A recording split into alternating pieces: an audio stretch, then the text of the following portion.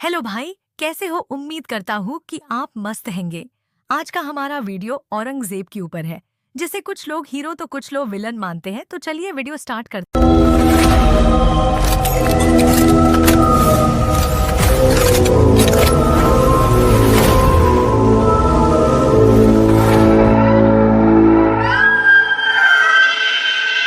अब पहले हम उसकी लाइफ को समझ लेते हैं। औरंगाबाद आलमगीर का संदर्भ मुगल सम्राट औरंगजेब से है, जिनका पूरा नाम अबुल मुजफ्फर मुहिउद्दीन मोहम्मद औरंगजेब आलमगीर था। वे मुगल साम्राज्य के छठे सम्राट थे और 1658 से 1707 तक शासन किया। उनका जन्म 3 नवंबर 1618 को गुजरात के दाहोद में हुआ था और वे मुगल सम्राट शाहजहां और मुमताज महल के तीसरे पुत्र थे। अब हम उसकी प्रारंभिक जीवन और शिक्षा पर बात करते हैं। औरंगजेब को बाल्यावस्था से ही धार्मिक और सैन्य शिक्षा दी गई थी। वे फारसी, अरबी और इस्लामिक धर्मशास्त्र में निपुण थे। उनके बचपन में ही यह साफ हो गया था कि वे अपने भाइयों की तुलना में ज्यादा कुशल, धैर्यवान और धार्मिक प्रवृत्ति के थे। अब हम उसके सिंहासन पर बैठने का संघर्ष को समझते हैं।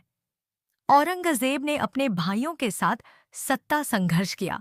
शाहजहां के बीमार पड़ने के बाद उनके चारों पुत्रों दारा शिकोह, शाह शुजा, मुराद बख्श और औरंगजेब के बीच उत्तराधिकार का युद्ध हुआ।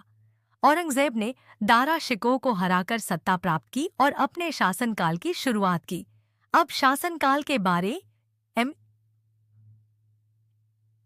औरंगजेब ने खुद को आलमगीर, विश्व विजेता की उपाधि दी। वे एक धर्मनिष्ठ और सुसंस्कृत मुसलमान थे और इस्लाम के शरिया कानूनों को सख्ती से लागू करने के पक्षधर थे।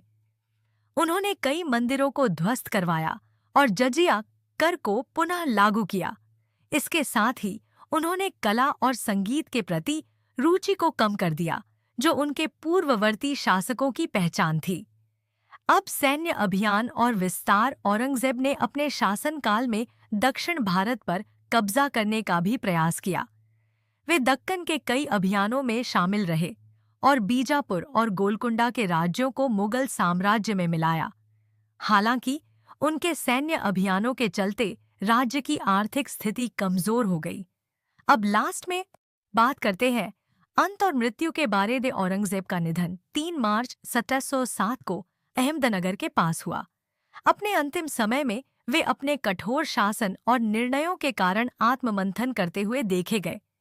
उनकी मृत्यु के बाद मुगल साम्राज्य का पतन प्रारंभ हुआ और यह धीरे धीरे कमजोर होता गया।